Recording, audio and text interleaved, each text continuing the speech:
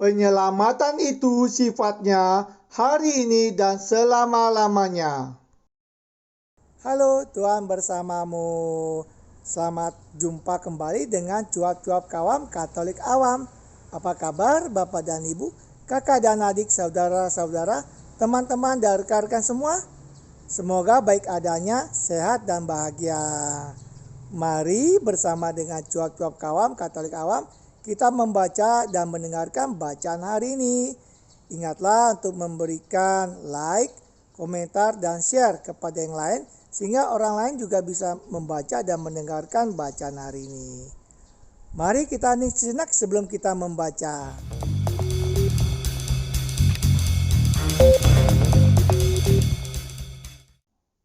Inilah Injil Yesus Kristus menurut Lukas bab 19 ayat 1 sampai 10. Yesus masuk ke kota Yeriko dan berjalan terus melintasi kota itu. Di situ ada seorang bernama Zakeus, kepala pemungut cukai, dan ia seorang yang kaya. Ia berusaha untuk melihat orang apakah Yesus itu, tetapi ia tidak berhasil karena orang banyak sebab badannya pendek.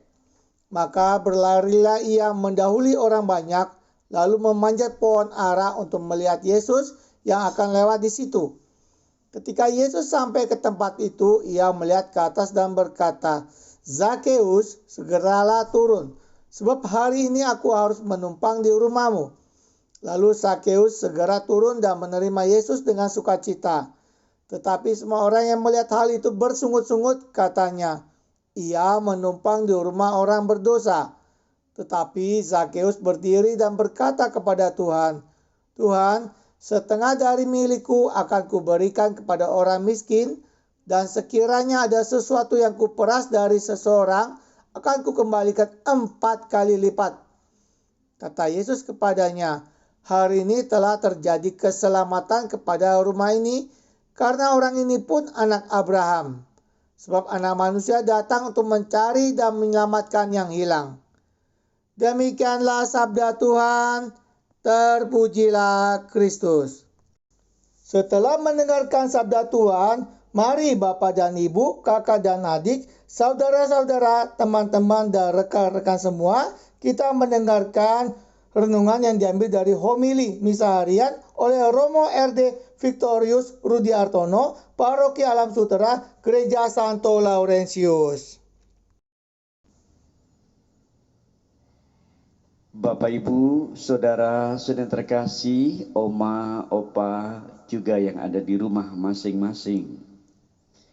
Kalau kita mencermati dan merenungkan dua bacaan hari ini mengenai seorang ahli Taurat bernama Eleazar dan bagaimana pergumulannya menjadi teladan bagi banyak orang, itu memberi inspirasi bagi Anda dan saya. Bagaimana keteladanan itu amat penting. Menjadi teladan itu susah, menjadi berantakan itu biasa. Dan banyak orang sampai pada tegangan-tegangan seperti ini. Ada orang yang semau gue hidupnya, ibadah gak pernah, bekerja rajin juga enggak, lalu hidupnya angot-angotan. Ada juga orang yang mabuk-mabukan, foya-foya, dan hidupnya tidak terarah. Tapi ada juga yang saleh, apalagi seperti Anda ya, rajin misa pagi, kan minimal Anda itu bangunnya 4:30, amin, amin. Paling yang dekat kalau yang kepepet ya. Tapi minimal persiapan Anda luar biasa, perjuangan yang tidak mudah. Datang duduk di tempat ini berdoa, dan semoga doa Anda mabrur gitu ya.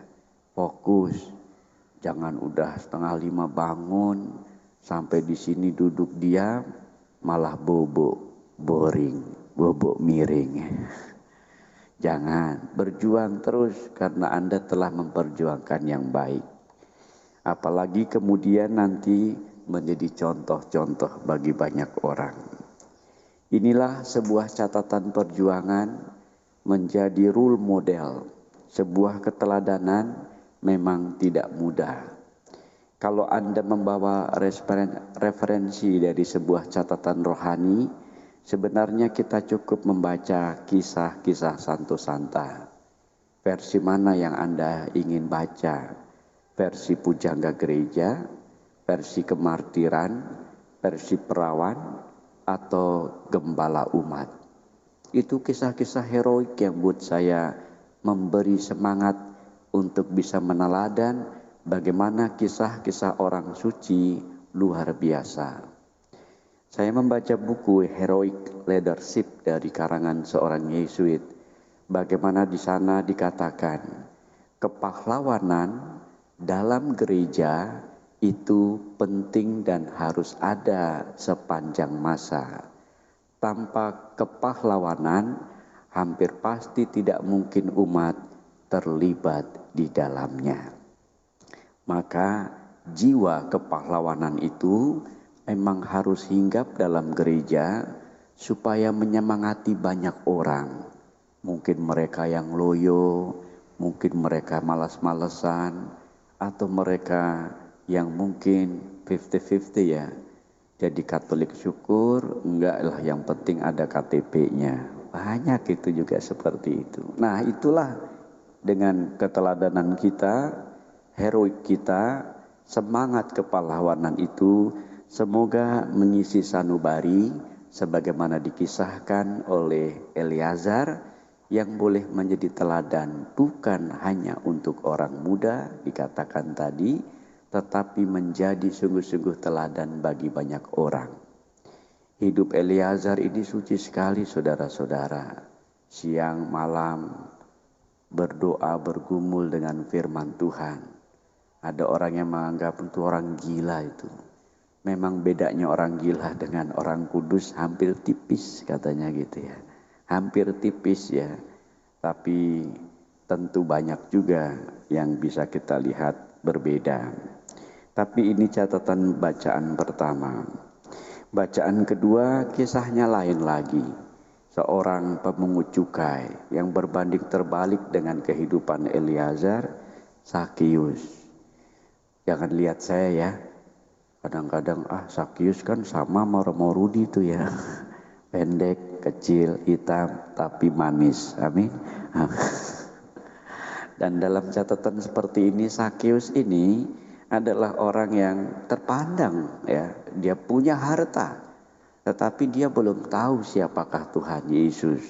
Karena badannya pendek, dia cari akal naik pohon ketika Yesus dan rombongan lewat di situ. Anda bisa bayangkan ya, Sakius yang dianggap kecil di kalangan orang-orang Israel pada zamannya. Anda lihat orang-orang Yahudi memang orangnya tinggi-tinggi ya. Saya pernah ke Yerusalem, hanya ketemu anak-anak SD aja, anak SD udah segini. Saya ngelihatnya udah begitu. Pernah pengen foto sama tentara Israel tuh ya, yang di penjaga perbatasan ya. Itu tinggi-tinggi semua loh, masih muda. Maka bisa bayangkan lah, ini tinggi-tinggi gimana Sakeus ya.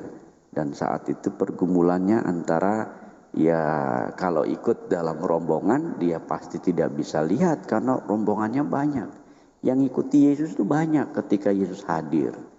Dan di situ biasanya orang kecil memang pandai ya, karena otaknya sejengkal gini ya.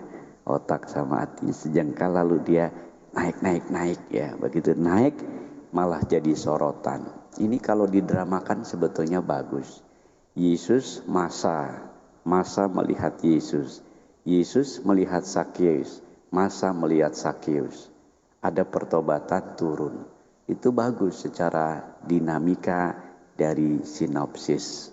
Dan pada catatan ini kita boleh melihat justru Sakeus ketika Yesus menumpang di rumahnya terjadi perombakan hidup.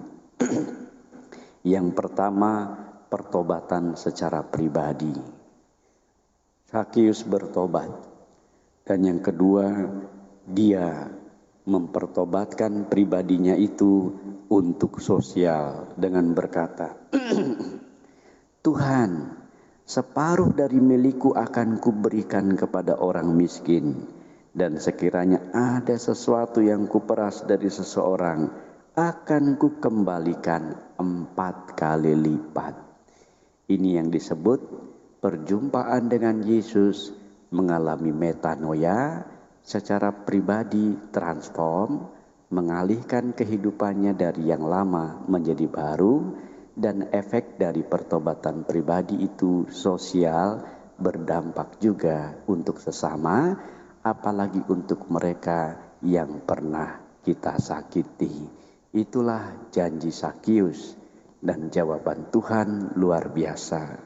Hari ini terjadilah keselamatan atas rumah ini, karena orang ini pun anak Abraham. Hari ini, bukan besok, lusa, atau minggu depan. Dan penyelamatan itu sifatnya adalah hari ini dan selama-lamanya.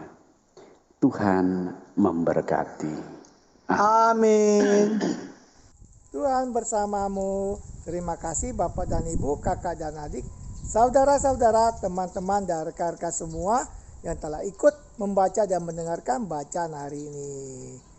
Ingatlah untuk memberikan like, komentar, dan share kepada yang lain sehingga mereka dapat membaca dan mendengarkan juga serta mendapatkan berkat belas kasih dari Tuhan. Sampai jumpa kembali dengan cuap-cuap kawam, Katolik awam. Salam sehat, sejahtera, dan bahagia. Tuhan memberkati.